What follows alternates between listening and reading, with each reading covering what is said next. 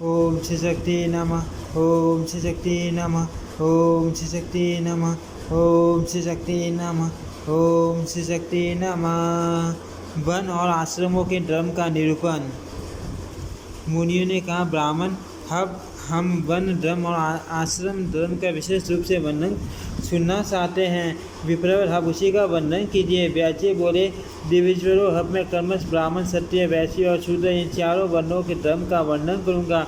आप लोग एकाग्रचित होकर सुनो। ब्राह्मण को सदा दान, दया, तपस्या, देव यज्ञ और स्वाध्याय में तत्पर रहना चाहिए। तर्पण और अग्निहोत्र उसका प्रतिदिन का कार्य होना चाहिए। जीविका के लिए वह अन्य दिविजों का यज्ञ कराए तथा उन्हें पढ़ाए। यज्ञ करने के लिए वह जानबूझकर भी प्रतिग्रह ले सकता है। सब लोगों का हित साधन करना और किसी का भी अपने द्वारा हित न होने देना यह ब्राह्मण का कर्तव्य है। समस्त प्राणियों के प्रति मैत्री का होना यह ब्राह्मण के लिए सबसे उत्तम धन है। केवल ऋतुकाल में पत्नी के साथ समागम करना ब्राह्मण के लिए प्रशंसा की बात है। सत्य भी अपने इच्छा अनुसार ब्राह्मणों को दान दे, नाना प्रकार के यज्ञों द्वारा भगवान का यजन करे और स्वाध्याय में संलग्न रहे।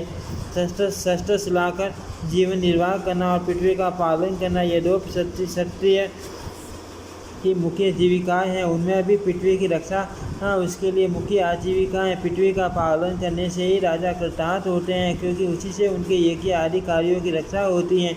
जो राजा दुष्ट पुरुषों का दमन और साधु पुरुषों का पालन करके सब वर्णों को अपने अपने धर्म में स्थापित करता है, वह मनोवांछित लोगों को प्राप्त होता है। लोक पितामह ब्रह्मा जी ने वैश्य के लिए पशुओं का पालन, व्यापार और खेती ये तीन आजीविकाएं प्रदान की हैं।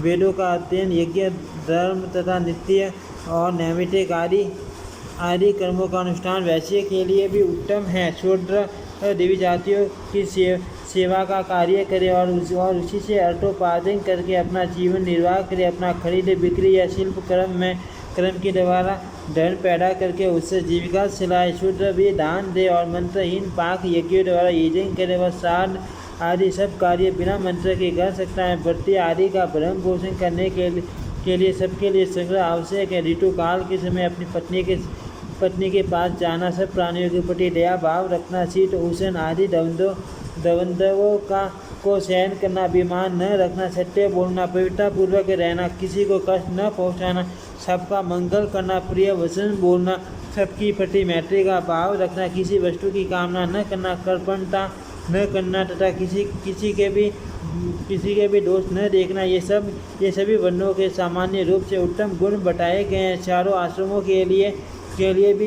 ये सामान्य गुण है। ब्राह्मण आदि वर्णों के ऊपर धर्म बतलाए जाते हैं। आपत्ति काल में ब्राह्मण के लिए सत्य का क्रम, सत्य के लिए वैश्य का क्रम तथा वैश्य और क्षत्रिय दोनों के लिए शूद्र का क्रम कर्तव्य बताया गया है। सामर्थ्य रहते हुए दोनों को शूद्र का क्रम नहीं करना चाहिए, परंतु आपत्ति काल में वही कर्तव्य हो जाता है। आपत्ति न होने पर क्रम संकर कदापि न करे। ब्राह्मणों, इस प्रकार मैंने वर्ण धर्म का वर्णन किया। अब आश्रम धर्म का परिपाटी वर्णन करता हूँ, सुनो।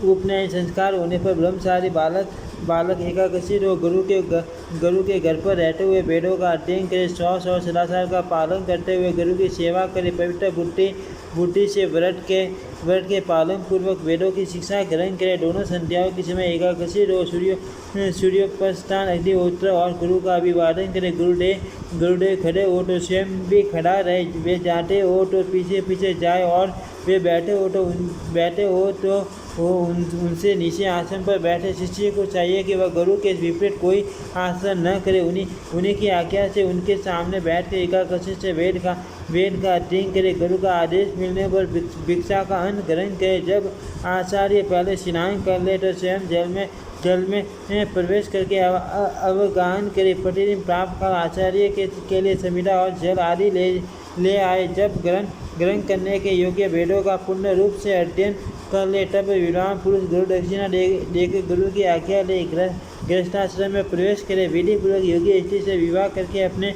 वर्णोचित कर्म द्वारा धन का उपार्जन करे और उसी से यथाशक्ति गृहस्थ का सारा कार्य पूर्ण करे। श्राद्ध के द्वारा पितरों, यज्ञ द्वारा देवताओं, अन्न से अतिथियों, स्वाध्याय से मुनियों, संतानोत्पादन से प्रजापति, बलि वैश्वदेव से संपूर्ण भूतों और सत्य वसन के द्वारा संपूर्ण जगत का पूजन करे। ऐसा करने वाला पुरुष अपने कर्मों द्वारा उपार्जित उत्तम लोकों में जाता है।